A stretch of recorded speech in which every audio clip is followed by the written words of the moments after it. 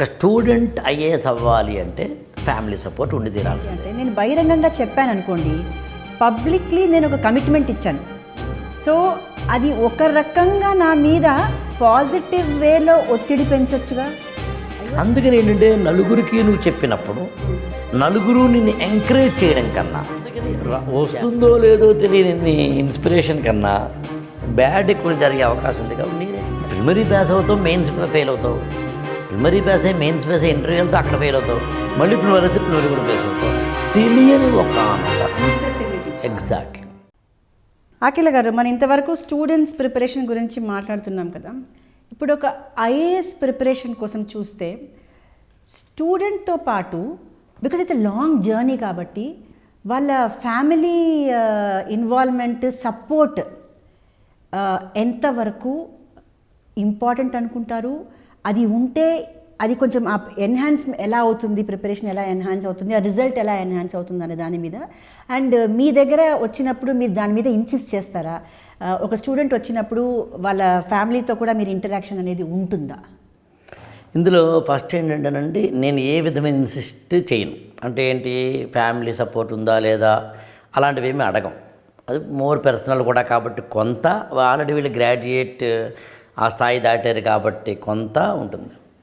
House wife కానీ ఎవరైనా మాకు ఇంటరాక్ట్ అయినప్పుడు, ఒకవేళ వాళ్ళ హస్బెండ్ కానీ ఎవరైనా మాట్లాడాలి అని నాతోటి అనుకుంటే మాత్రం యాక్సెసిబిలిటీ ఇస్తాం. ప్రత్యేక దానికి ఏమీ నిబంధన లేదు, రూల్ ఏమీ లేదు.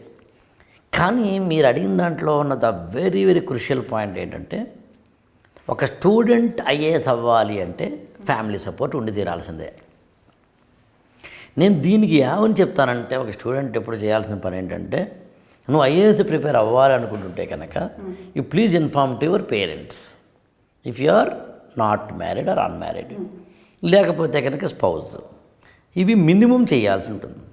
ఎందుకు, వాట్ ఈస్ ద రీజన్ అంటే, ఇది ఒక long journey and hours together చదవాల్సిన journey and ups and downs ఉండే జర్నీ.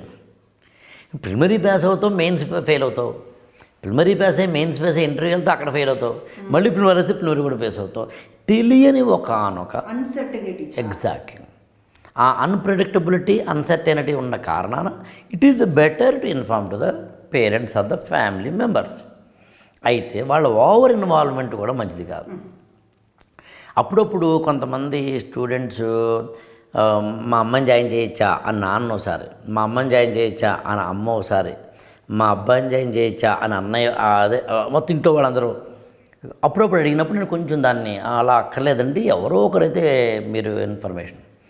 అలాగే ఎవరైనా కనుక నన్ను కలవాలి అని అనుకుంటే 99% వీరైతే పేరెంట్స్తో రండి అంటాను, అదే మ్యారీడ్ అయితే విత్ స్పౌజ్ రండి అంటాను. నన్ను ఎలా కలవాలనుకుంటున్నారు? నేను ఒకసారి ఒక కేస్ స్టడీ, ఒక అమ్మాయి జాయిన్ అవ్వాలి, వాళ్ళ పేరెంట్స్ నన్ను మాట్లాడాలన్నారు, వచ్చి కలవాలి అన్నారు. సరే, నేను ఒక 4 రోజుల తర్వాత అపాయింట్మెంట్ ఏదో రండి, ఏదో 1 వీక్ తర్వాత నేను అవుట్ ఆఫ్ హైదరాబాద్ వెళ్తున్నామని చెప్పి మా స్టాఫ్ చెప్పారు. వాళ్ళ పేరెంట్స్ కొంచెం తొందరపడి నాతో ఇంకా కలవకుండానే, నాకు నోటీస్లోకి రాకుండానే అడ్మిషన్ తీసేసుకున్నారు. వాడు ఏదో ముహూర్తం ఉందనో సంథింగ్ అనో. తర్వాత నాకు తెలియలేదు, మొత్తం ప్రతి అడ్మిషన్ మనం చూడం కదా. ఆ స్టేజ్లో నాకు ఏదో సందర్భంలో ఈ అమ్మాయి ఎవరు జాయిన్ అయ్యారు అంటే, వీళ్ళు పేరెంట్స్ మీద కలవాలనుకున్నారు కదండి, కలవకుండా మరి ఎందుకు అడ్మిషన్ తీసుకున్నారు మా వాళ్ళు కొంచెం గట్టిగా అడిగాను. అడిగినప్పుడు వాళ్ళు లేదు, అదేం లేదండి, వాళ్ళు కలుద్దాం అన్నారు, కానీ అప్పుడు అయినా వద్దు, నన్ను ఒకసారి కలవమనండి అని ఇమ్మీడియట్గా నేనే కాల్ చేసి, ఏమంటే మీరు నన్ను కలవాలనుకున్నారట, ఎందుకు కలవాలనుకున్నారో నాకు తెలియదు. సాధారణంగా నాకున్న ఎక్స్పీరియన్స్లో 10 మందిలో ఒక పేరెంట్ మాత్రమే కలవాలనుకుంటారు. ఇలాంటి పరిస్థితుల్లో మీరు కలవాలనుకున్నారు కాబట్టి ప్లీజ్ మీట్ మీ వన్స్ అన్నప్పుడు మీరు నమ్మరండి, వాళ్ళు కలవలేదు. ఒక 1 మంత్ తర్వాత మా కోర్స్ ఆ అమ్మాయికి అర్థం కాలేదు, చాలా కాన్ఫ్లిక్ట్ ఏర్పడింది. అప్పుడే చెప్పాను, ఇప్పటికైనా రండి. దెన్ విత్ పేరెంట్స్ రమ్మన్నాను, అమ్మాయిని కూర్చోబెట్టాను, ఎవ్రీథింగ్ ఎక్స్ప్లెయిన్ చేశాను. నౌ ఇవాళ నాకు ఇది 2 ఏళ్ళు అయిందేమో, 1.5 year అయిందేమో జరిగి పెట్ స్టూడెంట్స్లో ఒక అమ్మాయి. సో నేనేమంటానంటే, సూటబిలిటీ అనేది ఇద్దరి మధ్యన ఎప్పుడైతే జరుగుతుందో ఇద్దరు రైట్ అండి. So suitability is much more important. నాది మంచిదే, నువ్వు మంచివాడివే, కానీ ఈ సూటబిలిటీ అనేది లేనప్పుడు ఏమవుతుందంటే నా మెథడాలజీ నీకు అర్థం కానప్పుడు కంపాటబిలిటీ.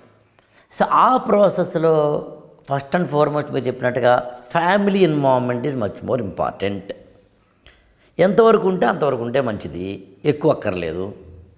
కానీ దారుణమైన విషయం ఏంటంటే ఫ్యామిలీ మెంబర్స్ తప్ప మిగతా వాళ్ళు తెలియకపోవడం మంచిదండి.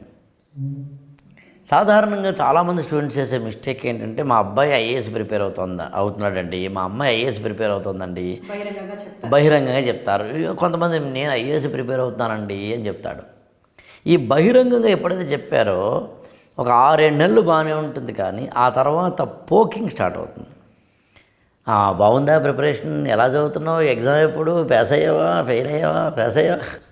అఖిల గారు, దీంట్లో నేను I just want to ask ఒక క్వశ్చన్ ఏంటి అంటే, నేను బహిరంగంగా చెప్పాను అనుకోండి, పబ్లిక్లీ నేను ఒక కమిట్మెంట్ ఇచ్చాను. సో అది ఒక రకంగా నా మీద పాజిటివ్ వేలో ఒత్తిడి పెంచొచ్చుగా. అయ్యో చెప్పాను కదా, దానికోసమైనా నేను ప్రిపేర్ అవ్వాలి అనేది కూడా ఉండొచ్చు కదా. కానీ చాలా చాలా మంచి పాయింట్ అండి జ్యోతి గారు. కానీ లాజికల్గా ఒక విషయం చెప్తాను మీకు. ఇవాల్టి జనరేషన్లో ప్రతిదాన్ని పాజిటివ్గా తీసుకునే మనస్తత్వం పోయింది. ఇవాళ జనరేషను సెన్సిటివ్ జనరేషన్ అండి. ఇప్పుడు నేను 1974లో పుట్టానండి, 89లో 10th క్లాస్ అయింది, 94లో డిగ్రీ అయింది. సో ఆ రోజుల్లో టోటల్ సొసైటీ నాతోటి ఉన్న విధానం వేరు. పేరెంట్స్, ఇక్కడ నేను ఒక పచ్చి పదం ఒకటి వాడతానండి, బ్రూటల్ సొసైటీ, బ్రూటల్ పేరెంట్స్. అంటే పచ్చి పదంగా ఎందుకన్నానంటే ఎవరు మనల్ని గాజు బొమ్మలా చూడలేదు. అందుకని తెలుసో తెలియకో ఒక ఇన్సిడెంట్లోంచి పాజిటివ్నో నెగిటివ్నో తీసుకుంటూ సంఘర్షణ అయ్యి ఒక బ్యాలెన్స్డ్ మెంటాలిటీలోకి రావడం అనే ఒక environment I use to have, కానీ వాళ్ళలేదు. అందుకని ఏంటంటే నలుగురికి నువ్వు చెప్పినప్పుడు నలుగురు నిన్ను ఎంకరేజ్ చేయడం కన్నా చేస్తారు. చేస్తున్నప్పుడు నువ్వు ఎదగాలి అనే కోరికని కలగకుండా మానసికంగా ఏదవుతుంది. 2 సొసైటీలో కూడా అంటే ఎక్కువ శాతం నేను మాట్లాడేది ఇండివిజువలిజం అని పెరిగిపోయింది వాళ్ళ. ఈ ఇండివిజువలిజంలో ఏమవుతుందంటే ఈగో ఒక పొర ఏర్పడుతుంది. ప్రతి ఒక్కరికి వాడు ఈగో అనే పొర ఉంది. ఆ ఈగోని హర్ట్ చేయడం అనేది ప్రతి ఒక్కరికి వాళ్ళ అలవాటైంది. ఈ ఈగో హర్ట్ చేసే క్రమంలో చేయబడిన క్రమంలో ఆ స్టూడెంట్ ఉన్నాడు అనుకోండి, ఎందుకు నేలకు పోయేది నెత్తిని రాసుకునే సామెతలాగా. అందుకని వస్తుందో లేదో తెలియని ఇన్స్పిరేషన్ కన్నా బ్యాడ్ ఎక్కువ జరిగే అవకాశం ఉంది. కాబట్టి నేనైతే చెప్పొద్దంటాను.